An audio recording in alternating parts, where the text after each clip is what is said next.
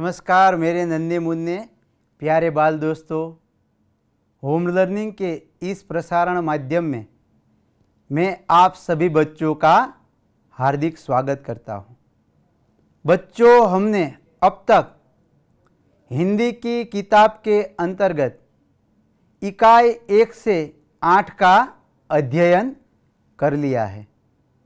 इन इकाइयों को बारीकाई से समझ लिया है और इन इकाइयों में आए हुए नए शब्दों को हमने शब्दार्थ के माध्यम से समझा है और अभ्यास और स्वाध्याय के प्रश्नों को भी हमने समझ लिया है।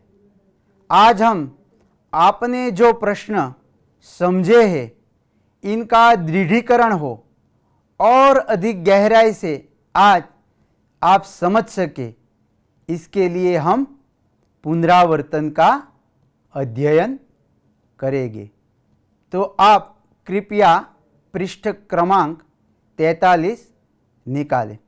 साथ ही साथ आपको अपनी कॉपी बुक भी निकालनी है और यहाँ पर जिन जिन प्रश्नों की चर्चा हो रही है उनको आपको अपनी कॉपी बुक में लिखते चलना है। तो आइए बाल दोस्तों, शुरू करते हैं आज की पढ़ाई। बाल दोस्तों, हमारा जो पहला प्रश्न है इसमें हमें एक विषय दिया जाएगा। उस विषय के बारे में हमें 5-7 वाक्य लिखने हैं। आइए हम हमारा जो पहला विषय है इसको देखते हैं। हाथी हमारा पहला विषय है, हाथी। सबसे पहले हम हाथी के चित्र को देखते हैं। तो आइए बाल दोस्तों, हाथी के आधार पर हम वाक्यों का निर्माण शुरू करते हैं। हमारा पहला वाक्य है, हाथी की सूंड और दांत लंबे होते हैं। बाल दोस्तों, हमने धमक धमक आता हाथी इकाई में हाथी के बारे में पढ़ा था। तभी चर्चा की थी कि हाथी की जो सूंड होती है और दांत लंबे होते हैं। आइए दूसरा वाक्य देखते हैं। हाथी का रंग काला होता है। हाथी जो होता है वह काले रंग का होता है। बहुत बढ़िया बाल दोस्तों, आइए अगला हमारा वाक्य देखते हैं। हाथी के पांव खंभे जैसे मोटे और मजबूत होते हैं। हाथी के जो पैर होते हैं बहुत मजबूत होते हैं। आइए अगला हमारा वाक्य देखते हैं। हाथी के कान सूप जैसे बड़े होते हैं। हाथी के जो कान होते हैं वह सूप के समान बहुत बड़े बड़े होते हैं। ठीक है, आइए हमारा अगला वाक्य हम देखते हैं। हाथी की आंखें बहुत छोटी होती है। बाल दोस्तों, हाथी का जो पूरा शरीर होता है वह बहुत बड़ा होता है। इसके मुकाबले उसकी जो आंखें होती है वह बहुत छोटी होती है। आइए अगला वाक्य देखते हैं। हाथी सवारी और सामान ढोने के काम आता है। हाथी जो है इसका काम क्या है, तो वह उस पर हम सवारी कर सकते हैं और सामान लाद कर एक जगह से दूसरी जगह ले जा सकते हैं। आइए अगला हमारा जो वाक्य है उसे देखते हैं। हाथी समझदार और वफादार जानवर है। हाथी जो होता है वह बहुत ही समझदार और वफादार जानवर होता है। जिसके साथ रहता है उसके साथ पूरी वफादारी निभाता है। तो बाल दोस्तों, यहाँ पर हमने हाथी के बारे में कुछ वाक्य लिखे। इन वाक्यों के अलावा भी आप अपनी ओर से नए नए वाक्य बनाकर लिख सकते हैं। आपको अपनी कॉपी बुक में लिखना है और अपने सहपाठियों से इसके बारे में चर्चा भी करनी है। इसी प्रकार आप भिन्न भिन्न विषयों पर वाक्य रचना कर सकते हैं। वैसे तो मोर पर हमने जो वाक्य बनाए हैं, इनके अलावा भी आप अधिक वाक्य बना सकते हैं। आपको वाक्य रचना इस प्रकार करनी है और इस प्रकार का उपक्रम आपको करना है। बहुत बढ़िया बाल दोस्तों, आइए अब हम इसके बाद का जो प्रश्न है इसे देखते हैं। यहाँ पर जो प्रश्न दिया गया है इसमें हमें समानार्थी शब्द की जोड़े दी जाएंगी, इनको हमें सही रूप से जोड़ना है। आइए सबसे पहले देखते हैं अ विभाग की जोड़ों को। अ विभाग में हमें 4 शब्द दिए गए हैं, पानी, आसमान, धरती और सिपाही। अब बी विभाग के हम शब्दों को पहले देखते हैं। पहला है सैनिक, दूसरा है धरा, तीसरा है आकाश और चौथा है जल। अब पहला जो हमारा शब्द है इसे देखते हैं। पहला शब्द है पानी। इसका समानार्थी अर्थ क्या होगा बाल दोस्तों? हाँ, बहुत बढ़िया, इसका समानार्थी होगा जल। अर्थात कि जो हमारी पहली जोड़ बनेगी, पहले के सामने चौथा जुड़ेगा। पानी का समानार्थी होता है जल। हमें दूसरा शब्द दिया गया है आसमान। इसका समानार्थी क्या होगा? हाँ, आकाश। ब विभाग में कौन से क्रम में है? तीसरे क्रम में है। तो हमारी जोड़ बनेगी 2 और 3 की, यानी कि आसमान का समानार्थी शब्द होगा आकाश। तीसरा शब्द दिया गया है धरती। धरती का समानार्थी क्या होगा? वाह, बहुत बढ़िया, धरा। तो तीसरे के सामने हमारी जोड़ बनेगी दूसरे की, अर्थात के धरती का समानार्थी शब्द होगा धरा। अब चौथा शब्द है सिपाही। इस शब्द का समानार्थी क्या होगा? देखिए ब विभाग में, हाँ, सैनिक। तो चौथे के सामने हमारी जोड़ बनेगी पहले की, अर्थात सिपाही का जो समानार्थी शब्द है वह होता है सैनिक। तो बाल दोस्तों, यहाँ पर हमने समानार्थी शब्दों की जोड़ का मिलान किया है। इसी प्रकार आपको जब कभी भी मिलान करने के लिए कहा जाए तो अब आप आसानी से जोड़ों का मिलान कर सकते हैं। आइए बाल दोस्तों, अब हम अगला हमारा जो प्रश्न है इसकी ओर रुख करते हैं। इस प्रश्न में हमें नीचे कुछ शब्द दिए गए हैं। विरोधी शब्द को हमें ढूंढना है और वाक्य प्रयोग करना है। हमें शब्द दिए गए हैं धरती, ऊंचा, पकड़ना और आना। तो आइए विरोधी शब्द को ढूंढकर उसका वाक्य में प्रयोग करते हैं। हमारा पहला शब्द है नीचा। इसका विरुद्धार्थी शब्द क्या होगा? धरती? नहीं नहीं नहीं, धरती नहीं होगा। क्या होगा? हाँ, बिल्कुल सही, ऊंचा। नीचा का विरुद्धार्थी होगा ऊंचा। आइए बाल दोस्तों, अब हम इसका वाक्य में प्रयोग करके भी देखते हैं। हिमालय ऊंचा पहाड़ है। इस प्रकार का हम वाक्य बना सकते हैं। आइए अब हम दूसरा शब्द देखते हैं, छोड़ना। इसका विरुद्धार्थी शब्द क्या होगा? हाँ, हमने पहले भी इस शब्द का विरुद्धार्थी समझा हुआ है, पकड़ना। बहुत बढ़िया बाल दोस्तों, आइए वाक्य प्रयोग करते हैं। शिकारी पंछी को पकड़ना चाहता था। इस प्रकार का वाक्य प्रयोग हम कर सकते हैं। वैसे तो पकड़ना शब्द को लेकर और अन्य शब्दों को लेकर आप अपनी ओर से अपने वाक्यों का निर्माण कर सकते हैं। बहुत बढ़िया बाल दोस्तों, आइए अगला जो हमारा शब्द है वह है आसमान। इसका विरुद्धार्थी क्या होगा? वाह क्या बात है, धरती होगा। आइए अब हम इसका वाक्य में प्रयोग करके भी देखते हैं। धरती पर हरियाली छा गई, इस प्रकार का वाक्य हम बना सकते हैं धरती शब्द को लेकर। बहुत बढ़िया बाल दोस्तों, आइए अब हम चौथा शब्द देखते हैं। चौथा शब्द है जाना। इसका विरुद्धार्थी क्या होगा? हाँ तुरंत बता दिया, आना। आइए अब हम वाक्य प्रयोग करके भी देखते हैं। आपका आना मुझे अच्छा लगा, इस प्रकार हम वाक्य रचना कर सकते हैं। तो बाल दोस्तों यहाँ पर हमने विरुद्धार्थी शब्दों को ढूंढा और इसका वाक्य में प्रयोग किया। आइए अब हम हमारा जो अगला प्रश्न है इसको देखते हैं।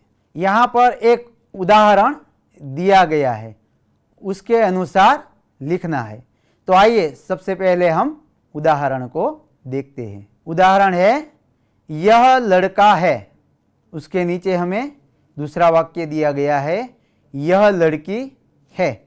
तो बच्चों अब आप समझ गए होंगे कि हमें जो शब्द दिए जाएंगे उसका पुल्लिंग में से स्त्रीलिंग और स्त्रीलिंग में से पुल्लिंग युक्त शब्द हमें ढूंढना है और उसे वाक्य में प्रयोग करना है। यहाँ पर पहला जो वाक्य दिया गया है वह इस प्रकार है, वह राजा है। यहाँ पर राजा जो शब्द है इसको रेखांकित किया गया है। तो बाल दोस्तों राजा जो शब्द है वह पुल्लिंग युक्त शब्द है, इसका स्त्रीलिंग क्या होगा? हाँ रानी होगा। तो इसका वाक्य प्रयोग इस प्रकार हम कर सकते हैं, वह रानी है। यहाँ पर हमने पुल्लिंग का स्त्रीलिंग किया, राजा जो शब्द था इसका रानी शब्द में रूपांतरण अर्थात लिंग परिवर्तन किया। आइए अगला हमारा जो वाक्य है इसे देखते हैं। यह शिक्षिका है। यहाँ पर शिक्षिका शब्द जो है इसको रेखांकित किया गया है। शिक्षिका जो है वह स्त्रीलिंग युक्त शब्द है, इसका पुल्लिंग क्या होगा? हाँ बहुत बढ़िया, पुल्लिंग होगा शिक्षक। और हमारा वाक्य इस प्रकार बनेगा, यह शिक्षक है। इस प्रकार का वाक्य हमारा बनेगा। आइए तीसरा वाक्य देखते हैं। वह लेखक है। यहाँ पर लेखक जो है वह पुल्लिंग युक्त शब्द है, इसका स्त्रीलिंग क्या होगा? हाँ लेखिका। और हमारा वाक्य बनेगा वह लेखिका है। तो हमने लेखक पुल्लिंग शब्द का स्त्रीलिंग शब्द लेखिका में रूपांतरण किया और उसका वाक्य भी बनाया। तो बाल दोस्तों यहाँ पर हमने स्त्रीलिंग युक्त जो शब्द दिए गए थे और उनका वाक्य में प्रयोग किया था, उनको हमने पुल्लिंग और पुल्लिंग का स्त्रीलिंग वाक्य में रूपांतरण किया। अब आप इसी प्रकार वाक्यों का पुल्लिंग और स्त्रीलिंग में परिवर्तन कर सकते हैं। बहुत बढ़िया बाल दोस्तों, आइए अब हम अगला प्रश्न देखते हैं। इसमें भी हमें एक उदाहरण दिया गया है। उदाहरण के अनुसार हमें जो वाक्य है इसका निर्माण करना है। उदाहरण देखते हैं, यह तितली है। दूसरा देखते हैं, ए तितलियां है। देखिए बच्चों पहला जो वाक्य है इसमें तितली अर्थात एक वचन का बोध होता है और दूसरा जो वाक्य है ए और तितलियां, दोनों शब्दों को देखें तो बहुवचन का बोध होता है। अर्थात हम जानते हैं कि एक से अधिक होने का बोध हो उसे बहुवचन कहते हैं। यहाँ पर हमें एक वचन में जो वाक्य दिए गए हैं इनका बहुवचन में रूपांतरण करना है। आइए देखते हैं पहला वाक्य। वह मछली है। एक वचन में हमें यहाँ दिया गया है कि वह मछली है। इसका बहुवचन में हम इस प्रकार रूपांतरण कर सकते हैं, वे मछलियाँ है, अर्थात कि वह का बहुवचन क्या होगा, वे, और मछली का बहुवचन मछलियाँ। और देखिए पूरे वाक्य के अंत में है जो है उस पर अनुस्वार किया गया है। जब कभी भी वाक्य बहुवचन में प्रयुक्त होता है तब अंतिम है में अनुस्वार आता है। इस विषय में हमने पहले भी चर्चा की हुई थी। ठीक है बाल दोस्तों, आइए अब हम अगला वाक्य देखते हैं। यह लड़की है, यह एक वचन का वाक्य है, इसका बहुवचन इस प्रकार होगा, ये लड़कियां है, अर्थात कि यह का बहुवचन क्या होगा, ए, और लड़की का बहुवचन लड़कियां, और अंतिम है पर अनुस्वार है और वाक्य बनेगा ये लड़कियां है। बहुत बढ़िया बाल दोस्तों, आइए तीसरा वाक्य देखते हैं। यह बिल्ली है, यह एक वचन का जो वाक्य है उससे हम बहुवचन में इस प्रकार से परिवर्तित कर सकते हैं, ए बिल्लियां है, अर्थात कि यह का बहुवचन ए और बिल्ली का बहुवचन बिल्लियां होगा। आइए अब हम अगला वाक्य देखते हैं। वह घोड़ा है, यह जो वाक्य है एक वचन का है, उससे हम बहुवचन में परिवर्तित करके देखते हैं। वे घोड़े है, वह का बहुवचन वे और घोड़ा का बहुवचन घोड़े, और अंतिम है पर अनुस्वार होगा, ये हम जानते हैं। तो बाल दोस्तों यहाँ पर हमने एक वचन में जो वाक्य दिए गए थे उनका बहुवचन में प्रयोग किया। अब इसी प्रकार आपको जब कभी भी एक वचन के वाक्य दिए जाए तब उसे बहुवचन में परिवर्तित करना है। हाँ, कभी कभार ऐसा भी होगा कि आपको बहुवचन में वाक्य दिया जाएगा और उसका एक वचन में भी आपको परिवर्तन करना होगा। इस प्रकार आप परिवर्तित कर सकते हैं। बहुत बढ़िया बाल दोस्तों, आइए अब हम अगला प्रश्न देखते हैं। इस प्रश्न में हमें एक वाक्य दिया जाएगा और उसके दो विकल्प दिए जाएंगे। हमें सही विकल्प का चुनाव करना है और वाक्य को पूर्ण करना है। बहुत बढ़िया बाल दोस्तों, आइए हम पहला वाक्य देखते हैं।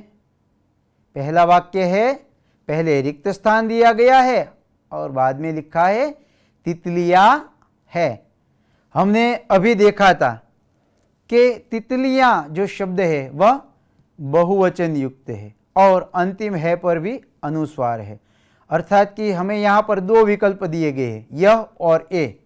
यह जो है वह तो एक वचन का रूप है, इसलिए हमें यहाँ पर कौन सा विकल्प चुनना होगा, ए वाला, अर्थात कि हमारा वाक्य बनेगा ए तितलियां है, क्योंकि यह जो है वह एक वचन का रूप है और ए जो है वह बहुवचन का रूप है। तो हमारा पूरा वाक्य बहुवचन में पूर्ण होता है इस प्रकार। आइए दूसरा वाक्य देखते हैं। पहले रिक्त स्थान दिया गया है, तुम्हारा फूल है। यह जो वाक्य है वह एक वचन में प्रयुक्त हुआ है और हम जानते हैं कि वह जो है वह बहुवचन है, बहुवचन का रूप है, इसलिए यहाँ पर हमारा सही विकल्प होगा वह, और हमारा वाक्य बनेगा वह तुम्हारा फूल है। बहुत बढ़िया बाल दोस्तों, आइए अब हम तीसरा जो वाक्य है इसे देखते हैं। पहले रिक्त स्थान दिया गया है और लिखा है किसान हूँ। यहाँ पर विकल्प के रूप में मैं और मैं दिया गया है। जो दो मात्र वाला मैं है वह स्वयं के लिए, अपने लिए प्रयुक्त होता है और अंतिम में जो है वह विभक्ति प्रत्यय है, अर्थात कि हमारा जो पहला विकल्प है वह हमारा उत्तर होगा दो मात्रा वाला मैं, अर्थात हमारा वाक्य बनेगा मैं किसान हूँ। इस प्रकार का हमारा वाक्य बनेगा। आइए अगला जो हमारा वाक्य है इसे देखते हैं।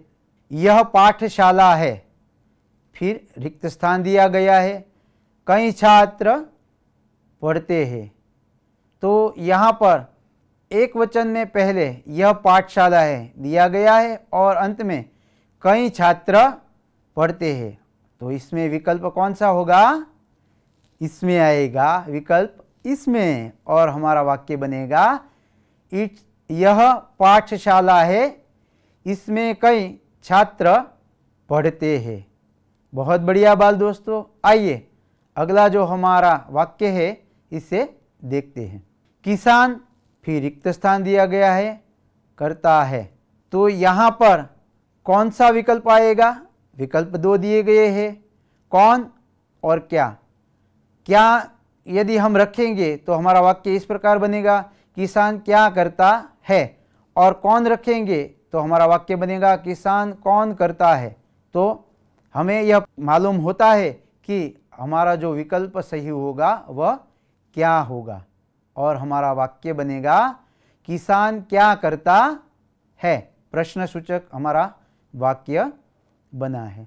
आइए अगला हम हमारा वाक्य देखते हैं। पहले रिक्त स्थान दिया गया है, लड़के ने लड्डू दिया।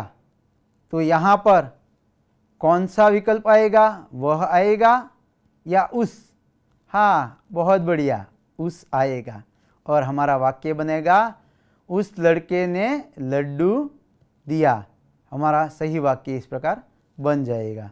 तो बाल दोस्तों, यहाँ पर हमने जो वाक्य दिए गए थे रिक्त स्थान वाले, उनमें जो विकल्प हमें दिए गए थे सही विकल्पों का चुनाव किया और वाक्यों को पूर्ण किया।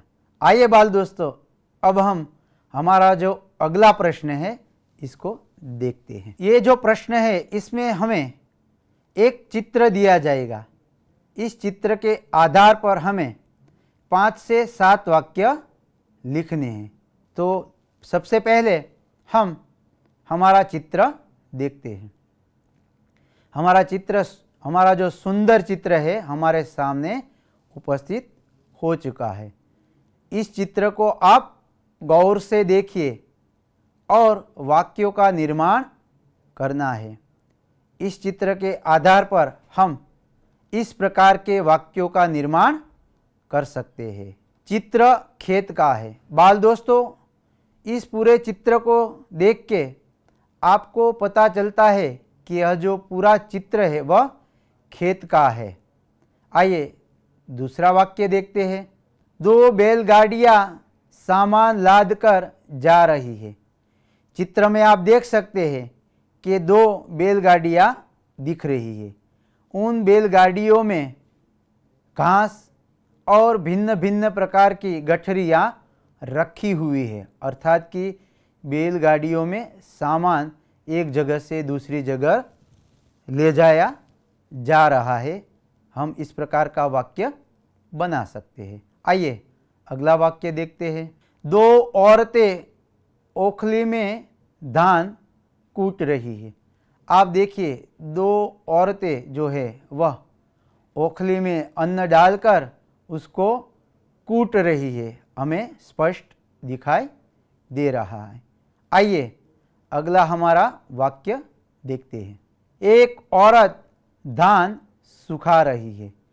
आप देख सकते हैं कि जो 2 औरतें हैं ओखले में धान कूट रही है, उनके नज़दीक एक औरत धान को सुखा रही है, यह हम देख सकते हैं।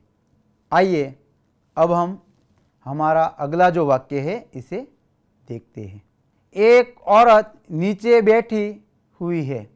आप देख सकते हैं कि चित्र में पर्ण की जो कुटीर बनी हुई है वहाँ पर एक औरत सफ़ेद साड़ी पहनकर बैठी हुई हमें नज़र आती है, इसलिए हम इस प्रकार का वाक्य बना सकते हैं। आइए अगला वाक्य देखते हैं। दो बतख खड़े हैं। आप देखिए एक टोकरी जो है उसके पास एक ओखली है और उसके नज़दीक दो बतख खड़े हुए हमें दिखाई दे रहे हैं। आइए अगला वाक्य देखते हैं। दो मुर्गे भी है। आप देख सकते हैं कि दो मुर्गे भी हमें इस चित्र में दिखाई दे रहे हैं। अगला वाक्य है हमारा, कच्ची सड़क दिख रही है। तो बाल दोस्तों, यहाँ पर हमने इस चित्र के माध्यम से वाक्यों का निर्माण किया। वैसे तो इस चित्र के आधार पर आप और वाक्यों का निर्माण भी कर सकते हैं, क्योंकि जो हमारा चित्र था बहुत बढ़िया था। इसका वर्णन हम कई वाक्यों में कर सकते हैं, ताकि आपकी जो गलती है उससे आप ठीक ढंग से सुधार कर सकते हैं। बाल दोस्तों, अब समय है आज के गृह कार्य का। आपका गृह कार्य इस प्रकार है, अपने मनपसंद पक्षी के बारे में 7 वाक्य लिखिए। बाल दोस्तों, यहाँ पर हमने मोर और हाथी दोनों के विषय में वाक्यों का निर्माण किया था। इसी प्रकार आपको जो पक्षी बहुत अच्छा लगता है और पसंद है उसके बारे में आपको 7 या उससे अधिक वाक्य लिखने हैं। तो बाल दोस्तों, हमने गृह कार्य भी देख लिया। इस गृह कार्य को आपको करना है और अपने परिवार के बड़ों को दिखाना भी है। तो बाल दोस्तों, अब समय है आज के प्रश्न का। चिड़िया का सही बहुवचन क्या होगा? प्रश्न दूसरी बार दोहराता हूँ। चिड़िया का सही बहुवचन क्या होगा? आपके विकल्प है ए चीड़े, बी चिड़िया, सी चीड़ों और डी चिड़िया। इस प्रश्न का उत्तर आपको आज शाम 8 बजे से पहले नीचे दिए गए टोल फ्री नंबर पर भेज देना है। आप टोल फ्री नंबर लिख सकते हैं 6 3 5 7 3 9 9 4 4 0। तो बाल दोस्तों, आज हमने पुनरावर्तन के अंतर्गत हमने जो पहले प्रश्न समझे हैं उनका दृढ़ीकरण किया। आशा है आपको बहुत मज़ा आया होगा। आज के लिए बस इतना ही। घर पर रहिए, सुरक्षित रहिए। फिर मिलते हैं, तब तक के लिए